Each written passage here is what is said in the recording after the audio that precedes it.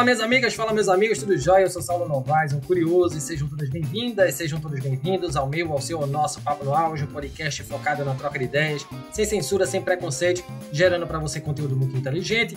E como a gente faz isso? Trazendo um especialista por episódio. Reforço para vocês que o Papo no Auge também está no YouTube. Se inscrevam no nosso canal, curtam nossos vídeos. Além disso, o Papo no Auge está na plataforma Catarse de financiamento coletivo. Se você é um apreciador do nosso trabalho, seja um assinante do nosso podcast. Vamos pro auge, eis o nome de nossa campanha na plataforma. Vamos amplificar a voz docente, a voz da ciência.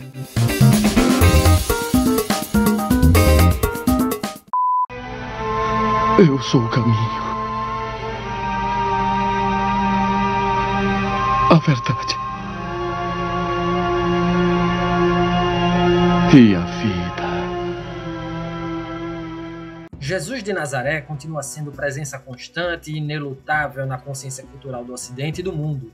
Mesmo que ele nega assentimento religioso, não escapa ao fascínio exercido, se não por sua pessoa, então ao menos pelo lugar que ele ocupa na história e a importância que, de bom ou de mau grado, lhe é reconhecida.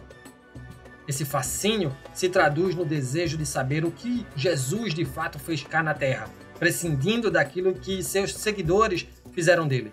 A busca do Jesus histórico está ligada aos fatos empiricamente verificáveis, por meio de evidências, provas, indícios histórico-críticos que consistem essencialmente na convergência de testemunhos literários provenientes de diversas fontes. O Jesus histórico é mais restrito que o Jesus terrestre da narrativa da fé. Por outro lado, ele é mais amplo porque eventualmente pode apresentar traços que não são mencionados nos evangelhos ou nos demais escritos da fé cristã primitiva. E essa é a nossa missão neste episódio do Papo no Auge: debater o Jesus para além do mito, analisar o Jesus pelo viés da história, pelo viés da ciência. Com o advento deste programa de hoje, uma mudança de eras. O antes do Papo no Auge e o depois do Papo no Auge, com o grande professor André Chevitarese, docente da Universidade Federal do Rio de Janeiro. O professor André é professor titular do Instituto de História da Instituição Carioca, onde leciona e orienta no programa de pós-graduação em História Comparada. Além disso, o professor André ministra aulas no programa de pós-graduação em Arqueologia do Museu Nacional, também da Universidade Federal do Rio de Janeiro. E seja muito bem-vindo, professor André.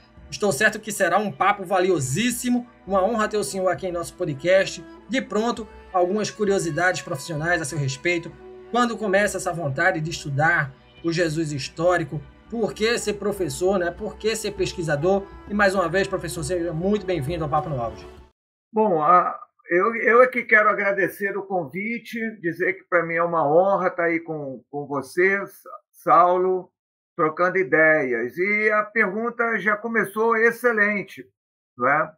Eu estava fazendo física no Instituto de Física, não é?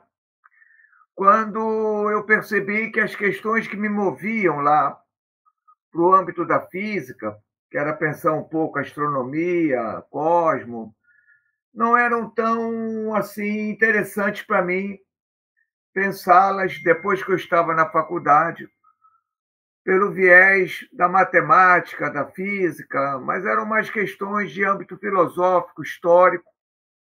E nessa época, meu pai ainda vivo, eu fui falar com ele: pô, meu pai, eu estou querendo ir para a história. E ele falou: você sabe o que é ser professor nesse país, rapaz? Eu falei: não sei não, mas se eu não tentar, como é que eu vou saber? Ele falou: então vai em frente. E assim eu vou para a faculdade de História, não é? E entro na faculdade de História no momento que eu devia estar me formando.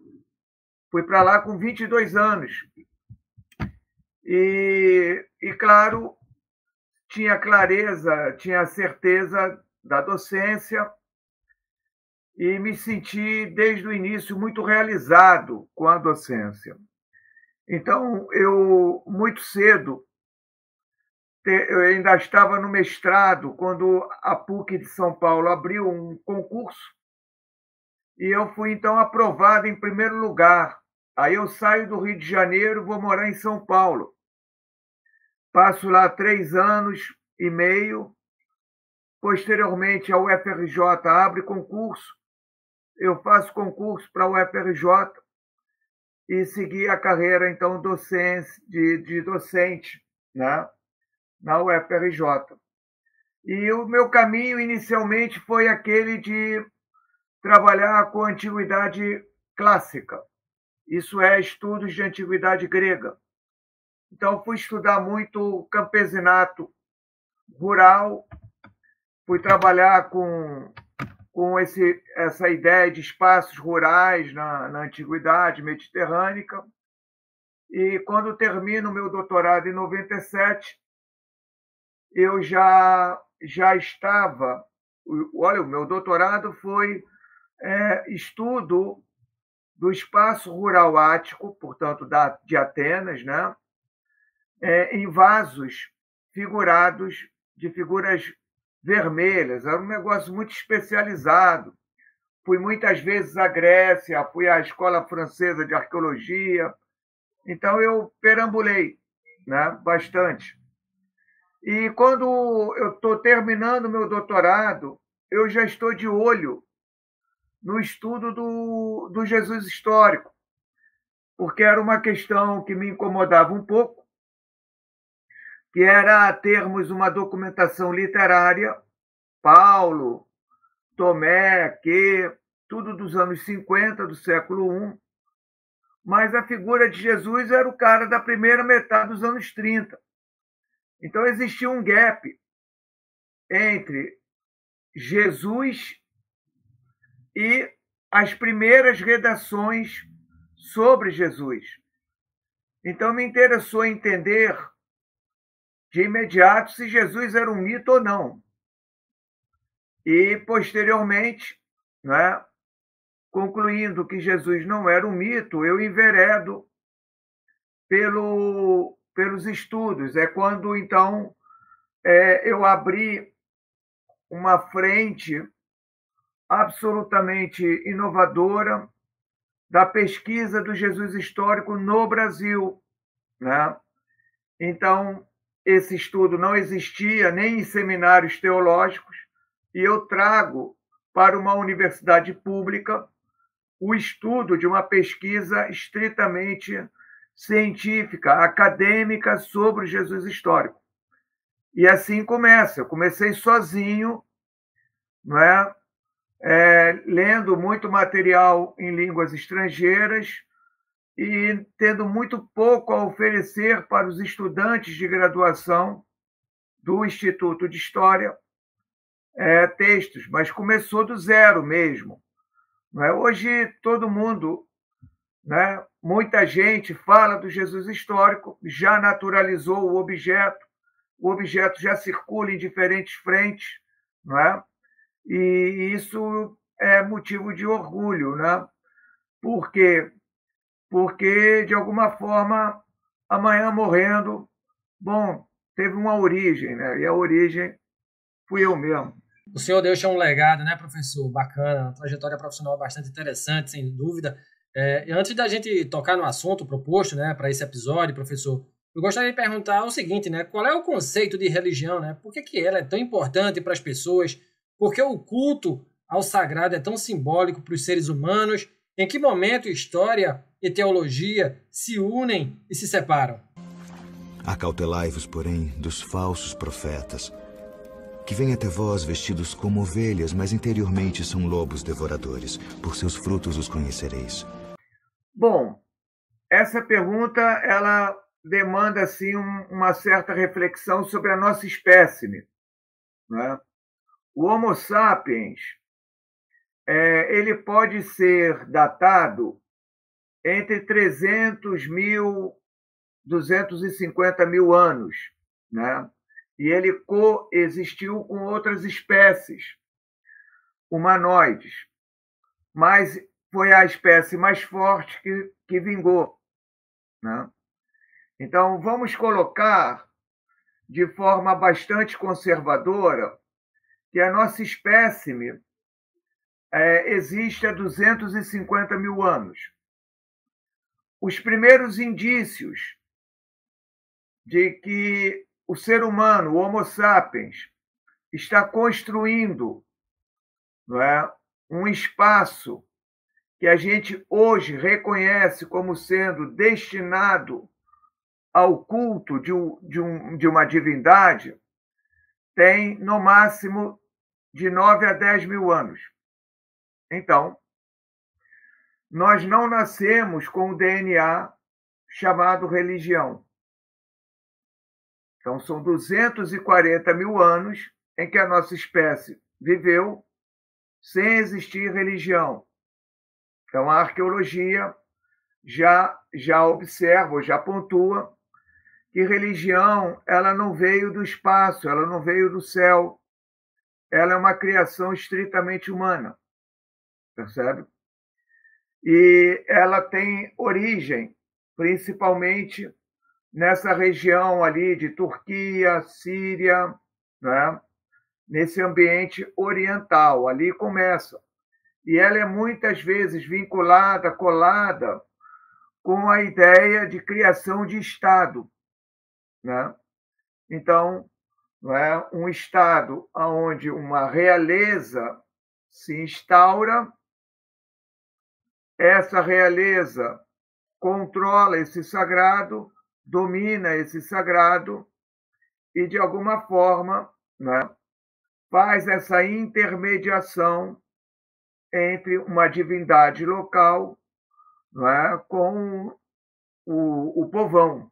Então, é algo que se pode muito bem datar.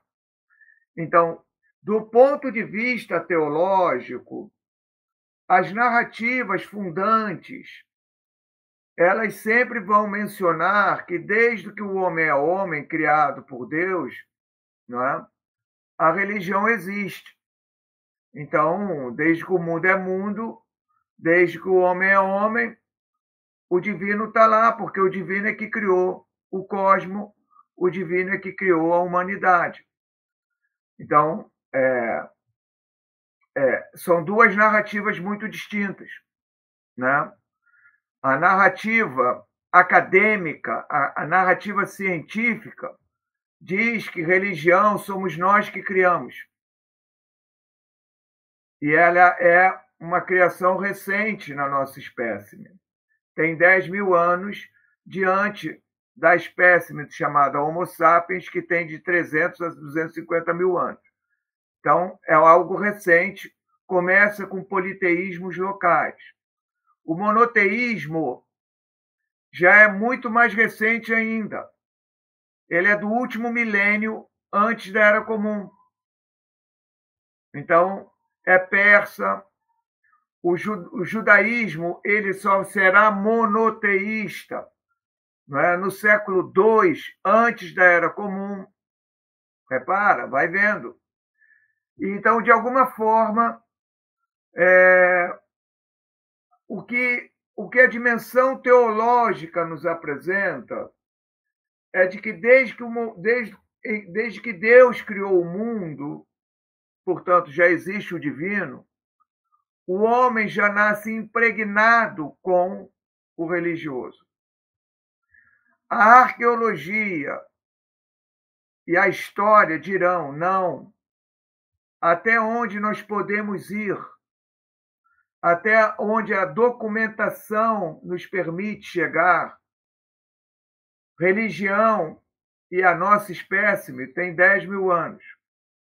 E o monoteísmo, que é algo posterior, é fruto do último milênio, antes da Era Comum.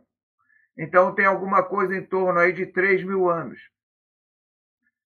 Um outro aspecto importante que separa radicalmente ciência da fé, da experiência religiosa, é que, no caso do monoteísmo, que é o que nos interessa, pensando aqui, judaísmo, cristianismo, islamismo, 3 grandes religiões monoteístas no mundo contemporâneo, é que todas elas são fruto do antropocentrismo. Portanto, né, na medida em que a Terra era o centro do universo, pelo viés, não é, antropocêntrico, todas as divindades precisavam se realizar aqui. Então, só aqui. Imagina, hoje nós temos naves espaciais, robozinhos andando por Marte. Então, se descobrir que teve vida lá, todos os deuses que elegeram a Terra terão que também eleger Marte. Percebe?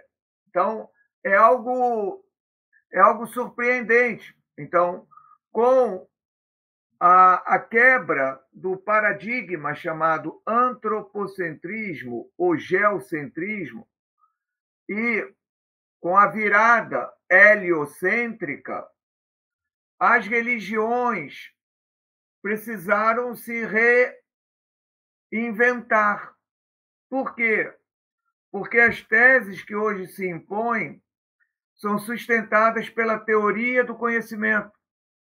Ou você tem a demonstração, tem a prova, ou não adianta verborreia, não adianta falar. Então, hoje vivemos um deslocar o mundo físico do metafísico.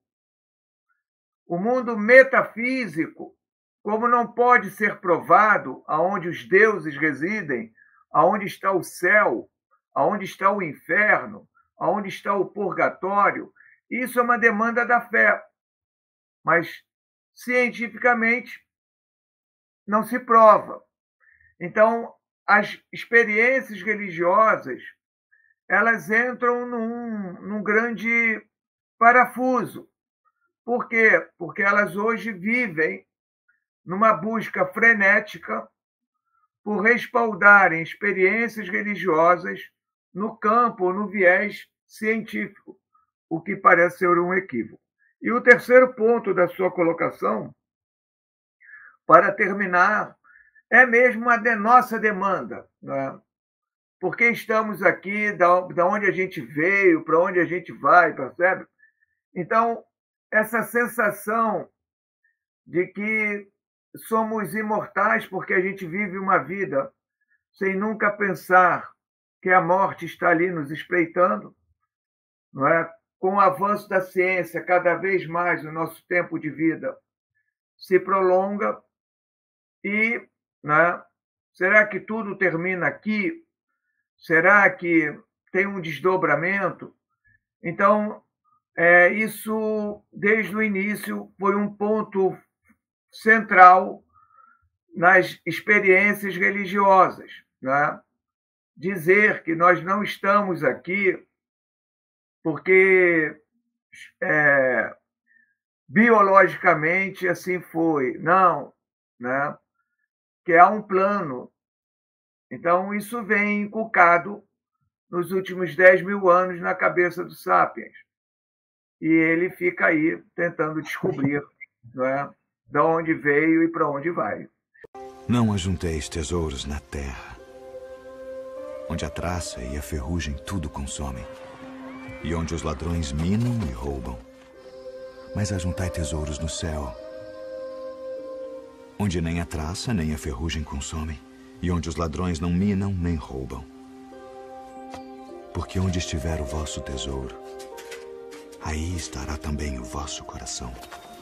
Uma fala poderosa e demasiado importante, professor André. E para adentrar agora objetivamente no assunto da nossa conversa, professor, e sabendo que é muito difícil ter acesso a dados confiáveis, uma vez que são raros os documentos históricos e arqueológicos, né, comprobatórios, para além do mito, quem foi o Jesus homem, parte integrante da história, como era o contexto social, político, cultural e demográfico vivido por aquele que os cristãos chamam Messias, o Salvador? Olha, ontem eu estava participando de uma atividade mais à noite, depois da live, 8 e pouco da noite, eu entrei numa outra atividade e conversava lá com um grupo de pessoas e dizia para eles o seguinte: hoje nós sabemos muito mais sobre o Jesus de Nazaré, o Jesus histórico, do que Paulo, do que Marcos, do que Mateus. Nós conhecemos muito mais Jesus. muito mais. Temos muito mais informações sobre ele do que Paulo tinha sobre Jesus, muito mais. E hoje, do ponto de vista científico, acadêmico, né, Jesus é um nazareno nascido na virada de eras ali, entre o ano 6 e 4 antes da Era Comum, né? E tem a sua morte na primeira década dos anos 30 do século I. A ciência hoje o toma de forma muito incisiva como sendo um camponês de língua aramaica, absolutamente analfabeto, que tem uma profunda religiosidade, é judeu, de nascimento, vida e morte, e entende que o Deus de Israel é um Deus da justiça. E sendo ele um Deus da justiça, esse Jesus acha e avalia que essa justiça precisa, então, se fazer presente no meio desse campesinado galileu, marcadamente explorado ou triplamente explorado. Explorado pelo dízimo do templo, explorado pelos proprietários das terras e explorado pelos tributos também a Roma. Então, hoje se avalia que de 4 cachos de uva que o cara pudesse colher, 3 iam embora. Ele ficava com 1. Então, é uma situação extremamente desesperadora, né, que esses caras estavam vivendo. Desesperadora. Então, era o limite entre viver e morrer, né? É um pouco o que Homero, na Ilíada, na Odisseia, sempre marcava, né? A ideia do antropos, do homem, da ideia da humanidade, ser o ser do dia, né? Vivendo o dia. Ele não tem certeza nenhuma do amanhã, né? Ainda mais quando você vive ali no limiar da fome. Então, esse Jesus toma para si a incumbência, ou se vê incumbido, de instaurar um reino de Deus. Esse é o projeto que o cara tem.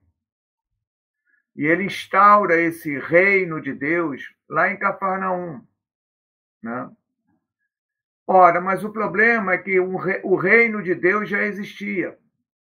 O que nós chamamos Império Romano, na verdade, é o reino de um divus. O imperador é divino. Então, se você quiser falar Império Romano, ótimo. Se você quiser falar Reino de Deus, também está ótimo. Porque o imperador é divino, em vida. Mas Jesus instaura o outro reino de Deus.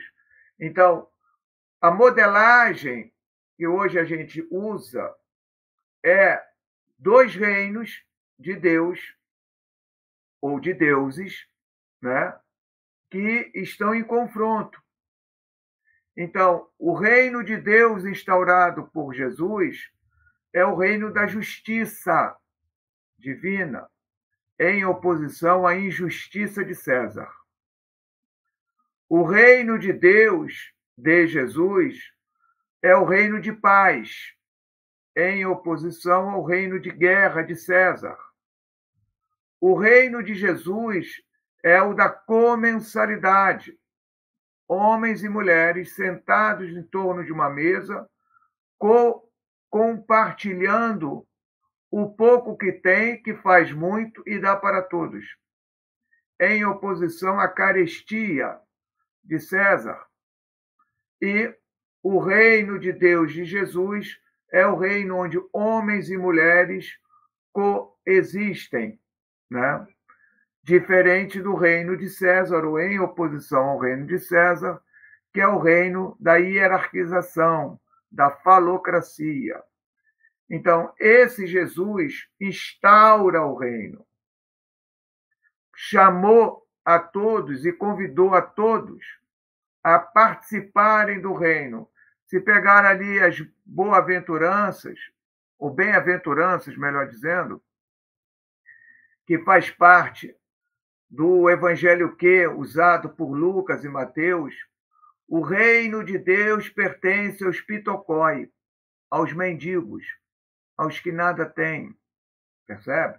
Então o cara vai dizendo de quem é o reino. As parábolas que ele está contando são sempre parábolas onde o elemento rural, não é, comparece, nunca de forma idílica, mas sempre como o mundo do trabalho, onde pessoas trabalham. Né?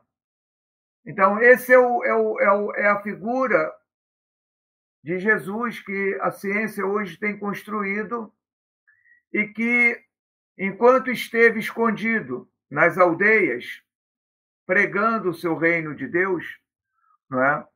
Ele foi guardado pelos camponeses. Quando ele toma a decisão de ir a Jerusalém, pronto, lá as autoridades romanas o pegam e imediatamente o capturam. Né? Então, esse destino dessas figuras que de alguma forma se veem revestidas por um poder divino, né? E que tomam essas iniciativas, sociologicamente, se pode traçar linhas muito interessantes a longa duração. Antônio Conselheiro é um deles, percebe? Antônio Vicente Mendes Maciel, mais conhecido na história do Brasil como Antônio Conselheiro, que se autodenominava O Peregrino, foi um líder religioso brasileiro, uma figura carismática que adquiriu uma dimensão messiânica ao liderar o Arraial de Canudos, um pequeno vilarejo no sertão da Bahia que atraiu milhares de sertanejos entre camponeses, índios e escravos recém-libertos e que foi destruído pelo exército da República Brasileira na chamada Guerra de Canudos em 1896. Então, não é muito diferente de Jesus. Ele se vê também revestido por um poder divino. Né? E em torno dele reúnem-se pessoas que, de alguma forma, entendem que ele tem uma direção. Né? Então, a figura de Jesus é e deve ser pensada, não é, intrajudaica, dentro do próprio judaísmo. Ele nunca precisou sair do judaísmo. Então, isso era o que me motivava, lá no início, lá no finalzinho dos anos 90, a entender essas coisas. Porque quando você vai conversar com um religioso, o que ele tem para te oferecer é uma dimensão religiosa. Isso não é ruim nem bom. É o que a pessoa, né, pode te oferecer na medida que ela conhece aquele assunto. Né? Mas, do ponto de vista histórico, arqueológico, não. Né? Então, claro, para a imensa maioria dos cristãos, Jesus é cristão, como eles são. Pô. E é a beleza da experiência religiosa que todo dia ela é recriada. Né? Então, você recria a figura de Jesus, normalmente muito parecido com o que você é. Né? Então, se você é um conservador, né? Então o seu Jesus será exatamente o que você é. Se você é um cara mais libertário, Jesus também será. Então é isso que mantém viva, né, essas experiências. Não julgueis, para que não sejais julgados, porque com o juízo com que julgardes sereis julgados, e com a medida com que tiverdes medido vos hão de medir a vós. O senhor falava em Paulo, né, na sua última fala, e sendo ele o primeiro escritor cristão, o que Paulo sabia sobre Jesus era que, 1, ele era judeu, 2, era descendente de Davi, 3, foi traído e morto, e 4, né, que ressuscitou. Paulo nunca conheceu Jesus pessoalmente. Né? A mensagem de Jesus, do ponto de vista de Paulo, era muito mais atraente para o gentio, pois se afastava de um Messias político-militar de Israel, e esse líder militar para os outros povos não significava nada. O Messias que os judeus esperavam seria um zelote, um líder militar que expulsaria os romanos da Judéia e iria inaugurar um novo reino. Já o Messias de Paulo era muito mais atraente para o mundo. Como é que surgem os pilares do cristianismo, professor? Como é que o Jesus deixa de ser homem e passa a ser um mito, uma divindade? Quando é que passa a haver uma religião em torno do Cristo, né? Qual é a relação narrativa entre a divindade de Jesus e as muitas narrativas mitológicas greco-romana, egípcia, mesopotâmica, hindu, asteca? Então, tudo está em nós entendermos esses 15, 20 anos que separam a morte de Jesus. Vamos ser conservadores? Morreu no ano 30 do século I. E Paulo está escrevendo na primeira metade dos anos 50 do século I. Então, tudo se passa nesses 20 anos entre Jesus e Paulo, né? Então, quando nós colocamos lado a lado 3 importantes documentos dos anos 50 do século I, as 7 cartas paulinas autênticas, Evangelho de Tomé e o Evangelho que, nós já percebemos algo que não é uma novidade no cristianismo, mas que é inerente, não é, às experiências, por exemplo, monoteístas. Isso é, como religião não é alguma coisa que vem do céu para a terra, mas da terra para o céu. Está lembrado lá do Homo sapiens? Não é? Então, como sai daqui para o alto, então a experiência religiosa ela é muito resultado das nossas percepções, né? Então, bota 2, 3 indivíduos conversando, né, que congregam numa mesma igreja, numa mesma confissão, como eles vieram de caminhos diferentes, se tem a ilusão de que o indivíduo se torna uma nova criatura quando se é batizado, né? Mas é uma ilusão, porque a nova criatura não é você zerar um cara para esse cara, então, recomeçar do zero. Não, é sempre o diálogo do que ele era com o que ele é. É isso, né? Então, desde o início, o movimento de Jesus sem Jesus foi multifacetado. Então, eu mesmo tenho um livro, não é, que se chama Cristianismos. Por quê? Porque nenhuma experiência religiosa, nenhuma, ela é singular. Ela é plural, né? Por que plural? Porque nós somos plurais. O Saulo e o André falando sobre catolicismo, bom, vamos convergir em muitas coisas, mas iremos divergir em outras. E nem por isso, na divergência, deixamos de ser católicos, por exemplo, né? Então, a dimensão em que, no Evangelho que foi usado por Lucas e por Mateus, Jesus era um profeta e conheceu o destino dos profetas. Falou o que tinha que falar e morreu. Sequer é descrita a morte de Jesus. Se você pega o Evangelho de Tomé, Jesus ele tem uma importância tão grande que ele nunca provou a morte. Porque sendo ele quem ele é, né, como esse todo pode morrer e uma parte do todo existir? Impossível. Então, Jesus é aquele que vive. Essa é uma frase que toda hora se repete em Tomé. Paulo já tem uma outra percepção. Paulo é o cara que desenvolve, porque foi o que ele aprendeu, ele desenvolve a ideia da parousia. Jesus vai voltar. E vai voltar na geração dele, Paulo. Isso é o que está nas cartas.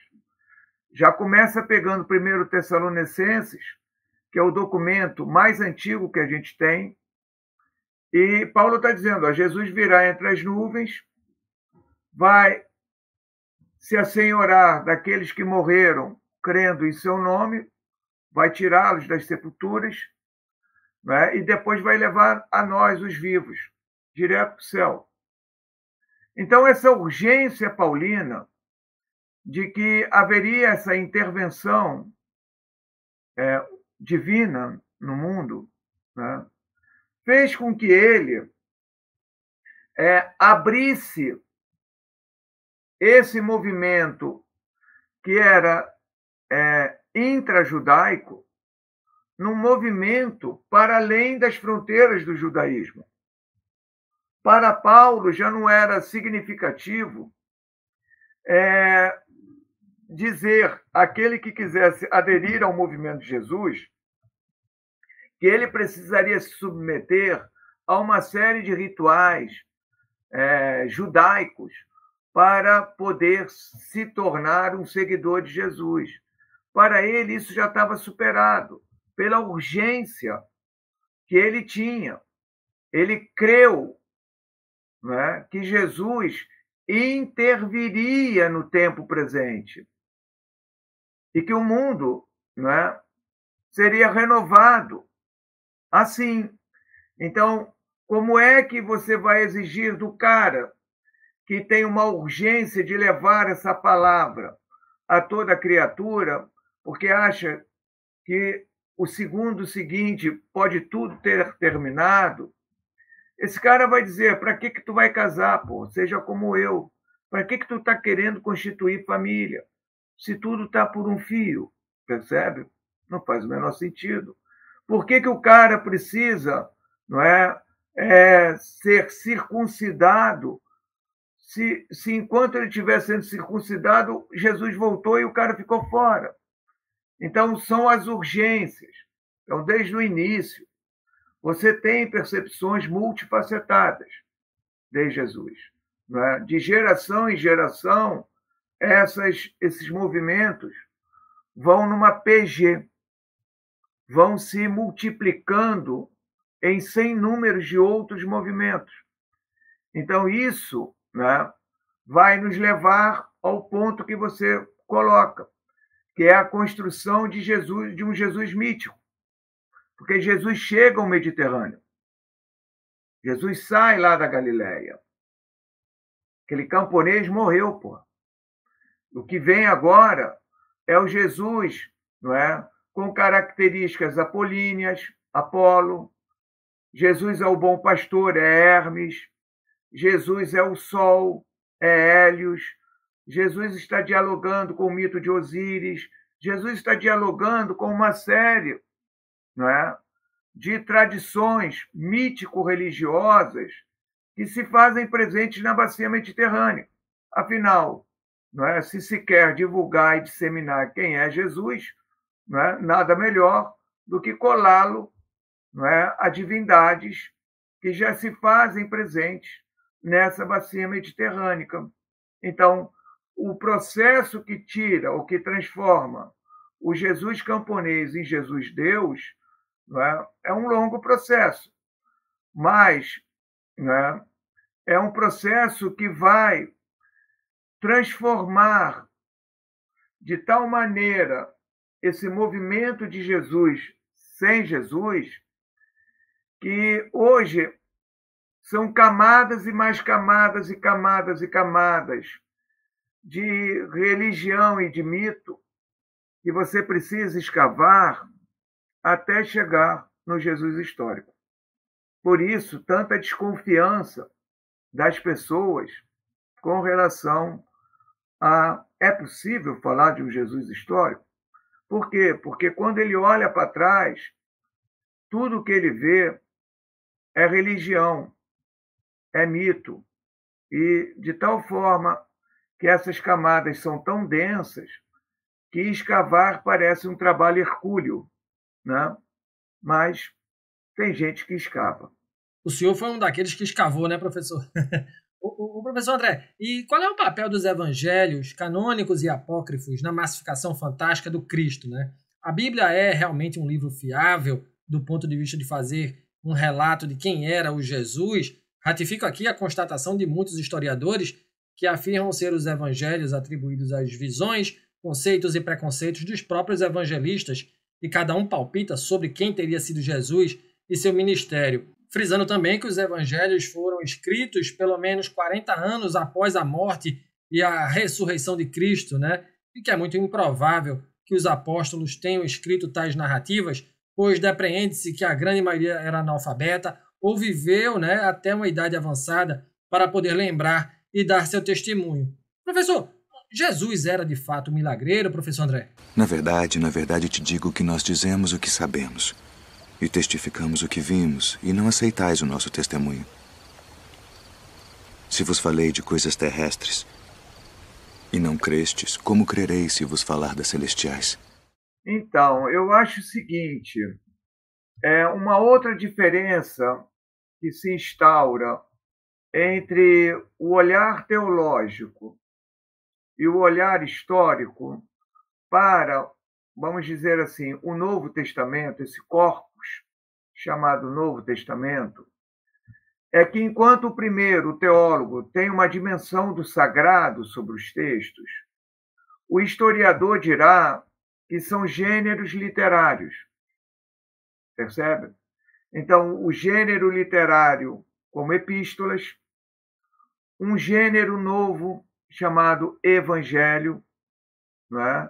E o gênero literário apocalíptico, né? Então, nós fazemos o enfrentamento, e aí a gente se aproxima da literatura, né? De ler esses textos como literaturas, tão literatura como qualquer outra literatura produzida. E aí começamos a nos questionar. Por exemplo, quando Paulo escrevia lá suas cartas, nos anos 50 do século I, ele sabia que estava escrevendo uma escritura sagrada, não é? Ou o elemento escritura sagrada é algo que foi colado muito posterior. Quando Marcos, o autor do primeiro evangelho, não é, que inventa esse gênero, que tem profundos diálogos ali com também o gênero biográfico, mas não chega a ser uma biografia. Quando ele escreve, não é, o seu evangelho, ele sabia que estava escrevendo uma escritura sagrada? Muito provavelmente não, né? Esse cara sequer está escrevendo tendo atrás de si uma comunidade.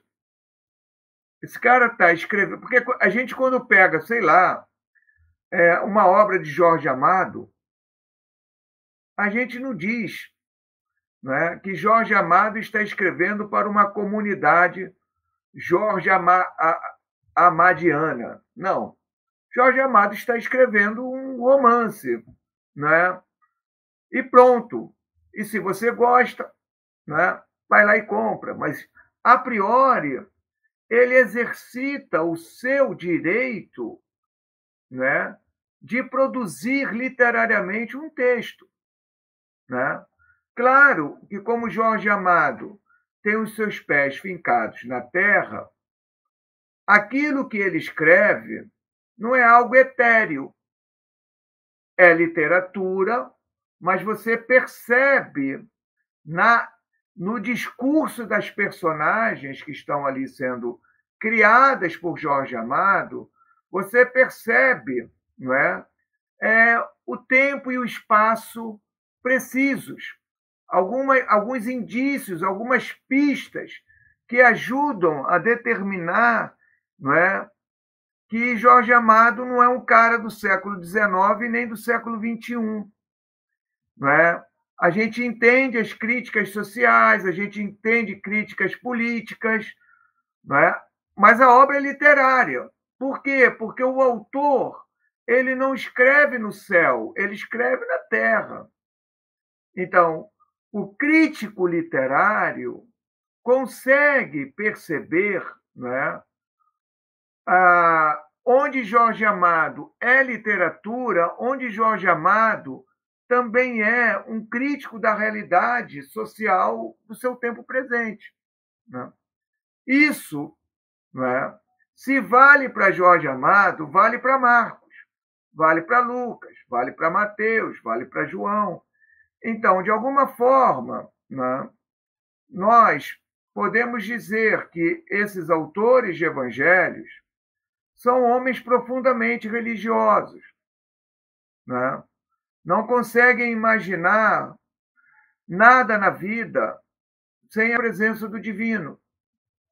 No entanto, eles não são deuses, nem estão psicografando algo que Deus mandou que eles psicografassem. Então, nos seus respectivos textos, nós encontramos muitos indícios que os colocam nos seus tempos e nos seus espaços específicos, né? E mostram que eles estão escrevendo, em primeiro lugar, né, com toda a liberdade que qualquer autor literário tem de produzir. Então, eles podem estar trabalhando com algumas poucas camadas que têm uma base histórica.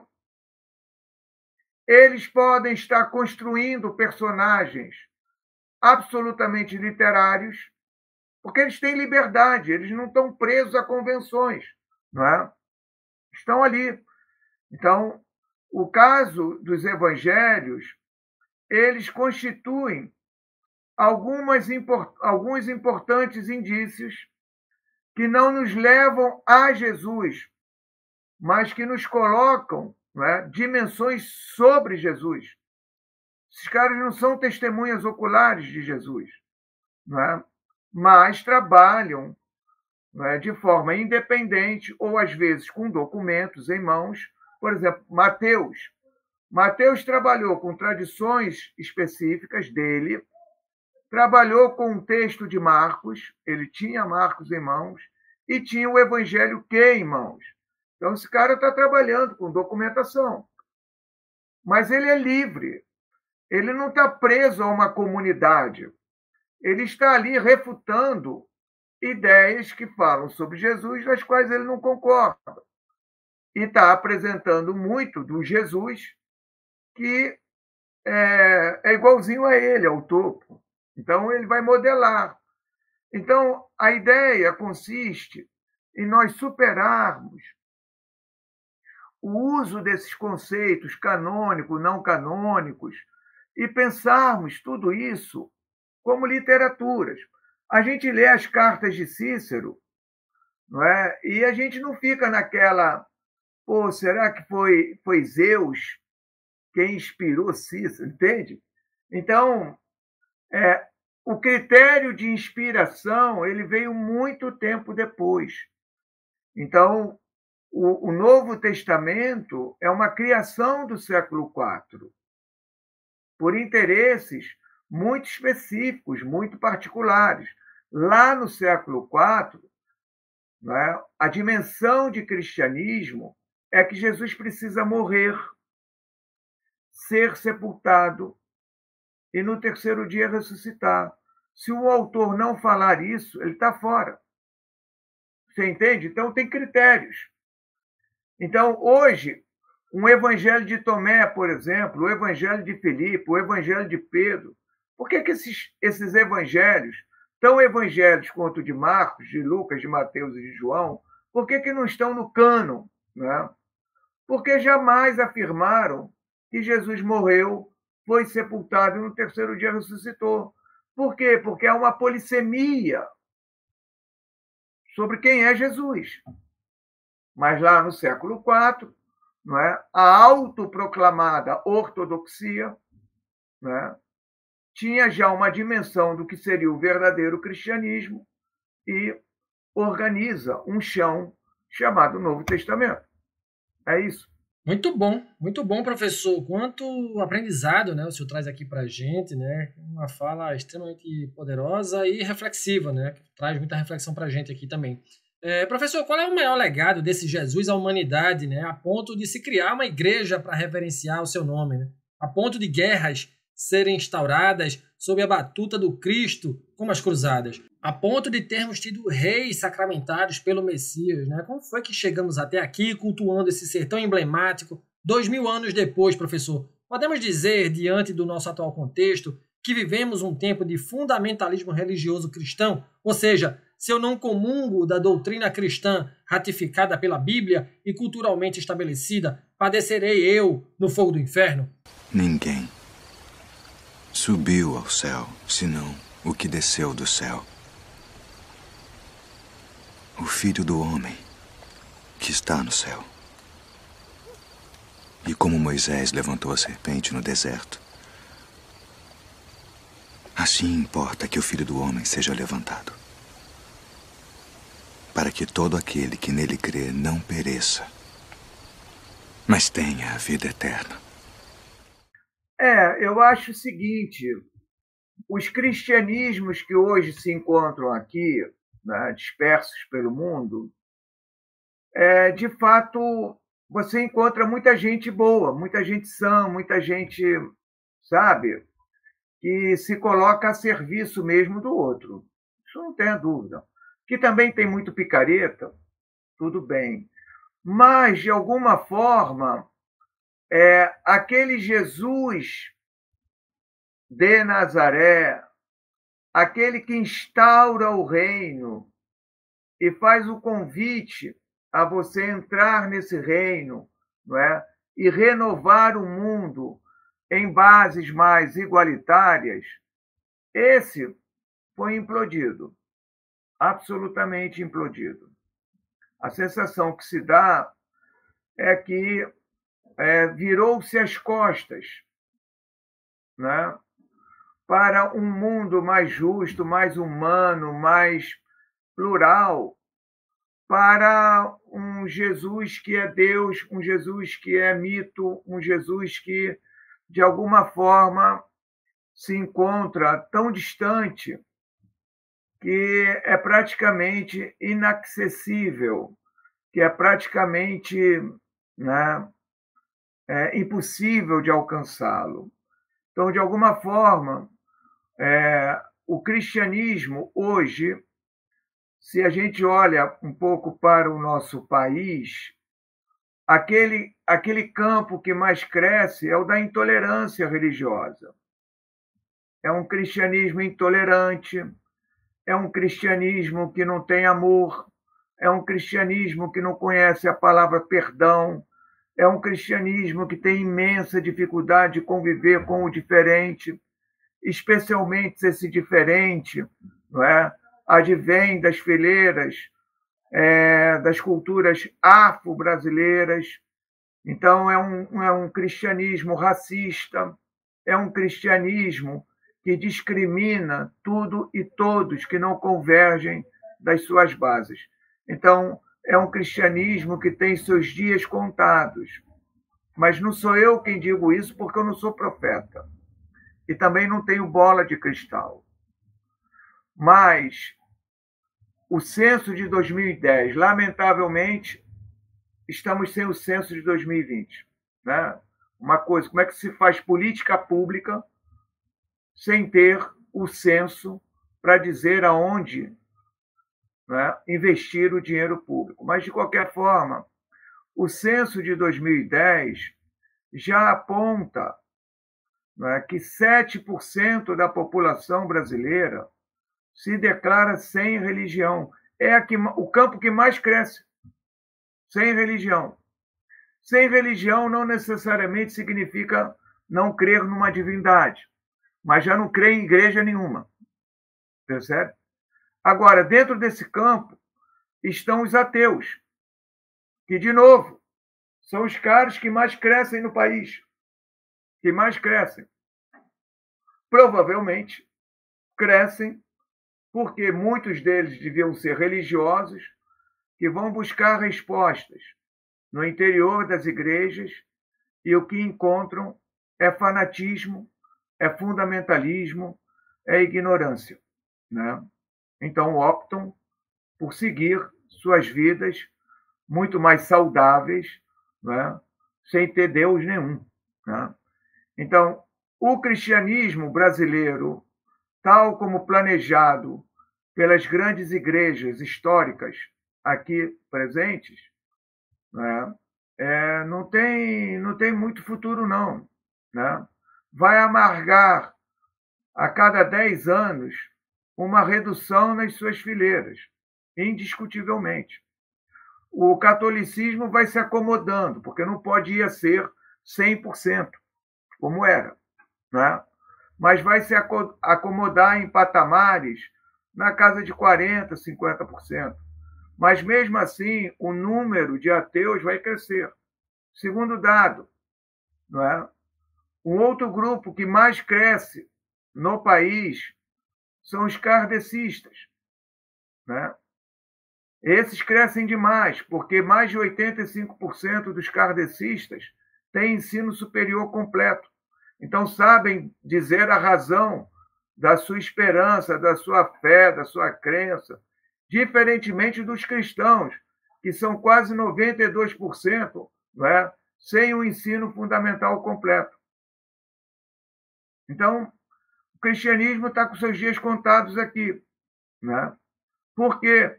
Porque, em grande parte, né, o que se deve salvar ou saudar é o Cristo mitológico, é o Cristo Deus, mas não o Cristo da partilha, o Cristo da comensalidade, o Cristo, não é, que instaurou um reino e que por ele foi parar na cruz. É isso. Fica aí, então, a bela reflexão, professor, na sua voz. E, professor, como é que ficariam os cristãos de hoje se soubessem que o Jesus tão cultuado é somente um homem comum, nascido de uma mulher campesina e de um carpinteiro pelas vias naturais, ou seja, pelo sexo, que foi alçado à condição divina por meio de uma teia discursiva e mitológica e que nunca transformou água em vinho ou que curou leprosos? Professor, e o que diria o Cristo aos seus sectos, aos seus seguidores, mais de 2000 anos depois? Nem todo o que me diz, Senhor, Senhor, entrará no reino dos céus, mas aquele que faz a vontade de meu Pai, que está nos céus. Muitos me dirão naquele dia, Senhor, Senhor, não profetizamos nós em Teu nome, e em Teu nome não expulsamos demônios, e em Teu nome não fizemos muitas maravilhas. Então lhes direi abertamente, nunca vos conheci.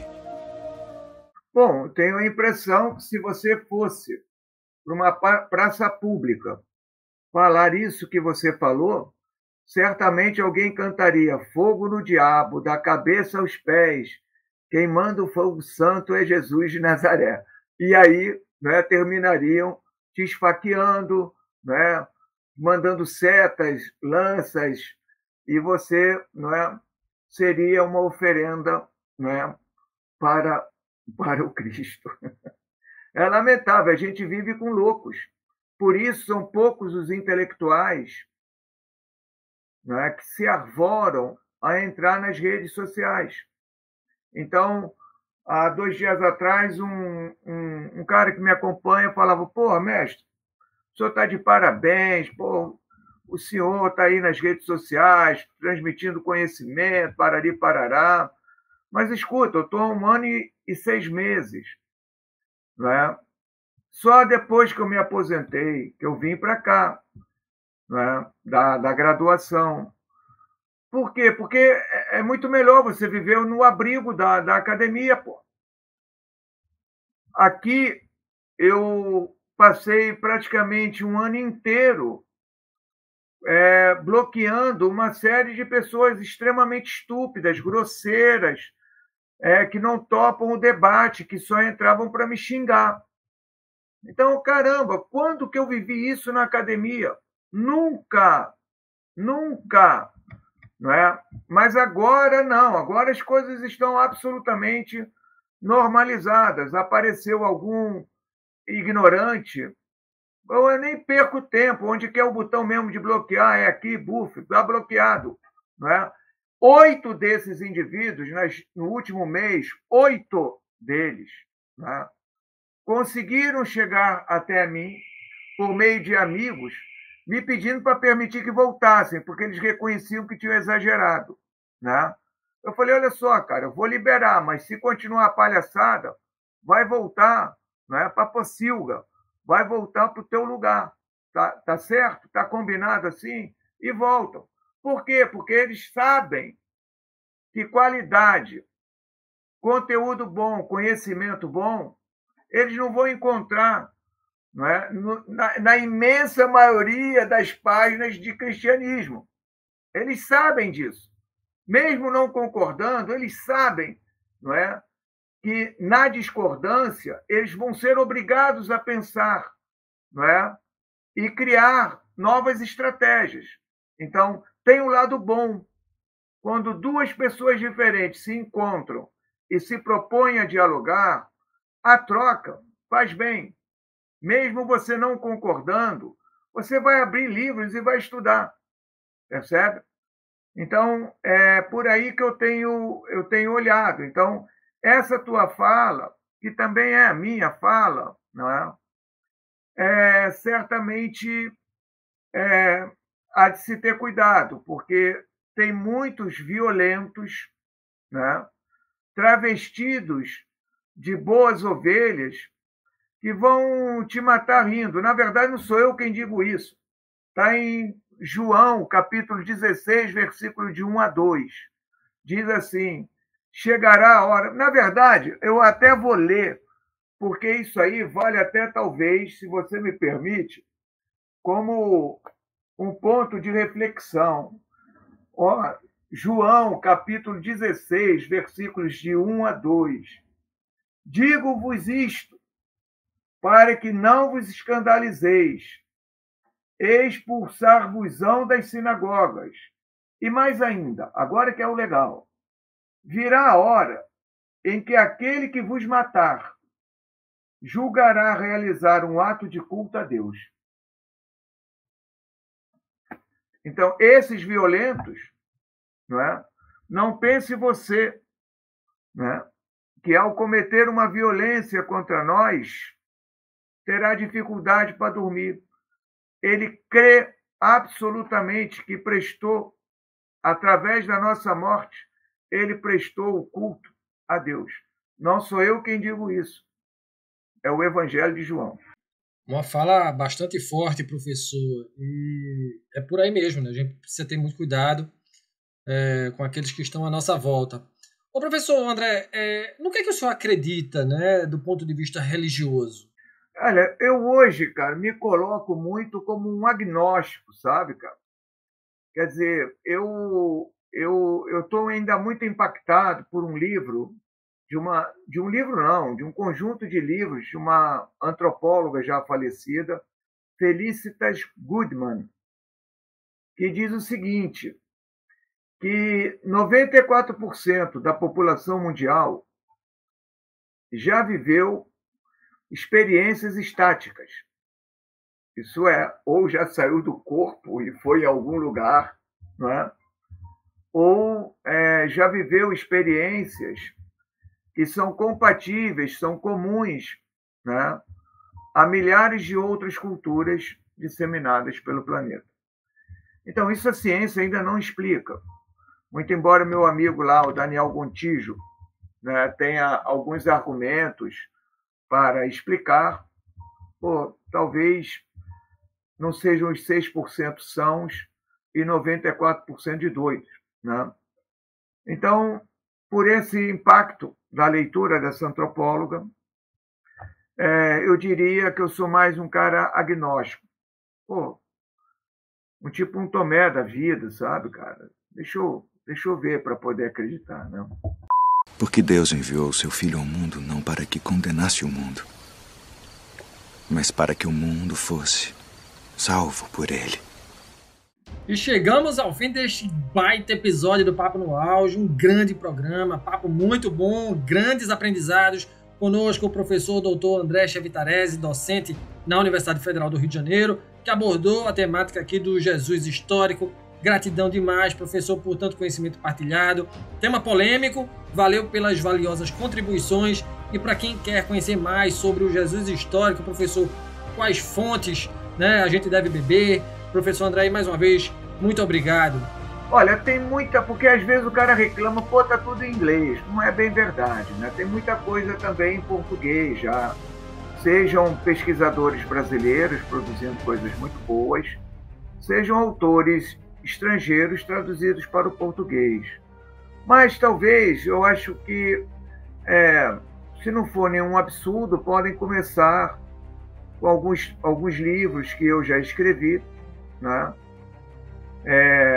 Então, o Jesus Histórico, juntamente com Pedro Paulo Abreu Funari, Jesus Histórico, uma brevíssima introdução, Jesus de Nazaré, uma outra história, com Gabriele Cornelli, Mônica Selvati, Cristianismos, que é uma obra minha, da minha autoria.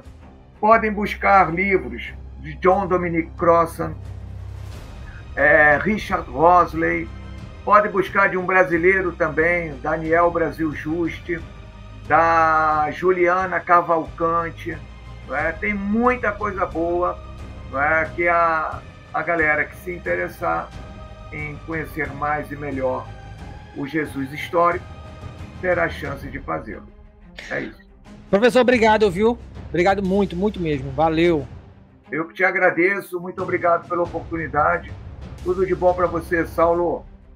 Nosso episódio hoje foi bem demais, né? E lembro a vocês que nos escutam, estamos nas plataformas agregadoras de podcast, no Spotify, no Google Podcast, na Apple Podcasts, na Amazon Music, na Deezer, na plataforma da Anchor e também no YouTube. Nos sigam, curtam, compartilhem nossos áudios e se inscreva no nosso canal se você gostou desse conteúdo e quiser ser um assinante do nosso podcast. Na descrição desse episódio eu vou deixar o link para a plataforma Catarse. Ao clicar no endereço eletrônico, você será conduzido até a página do Papo no Auge na plataforma de financiamento coletivo, podendo fazer a sua contribuição para este projeto. Nos ajude, afinal, o conhecimento precisa e deve ser propagado. Um grande abraço a todas e todos e até o próximo episódio. Valeu!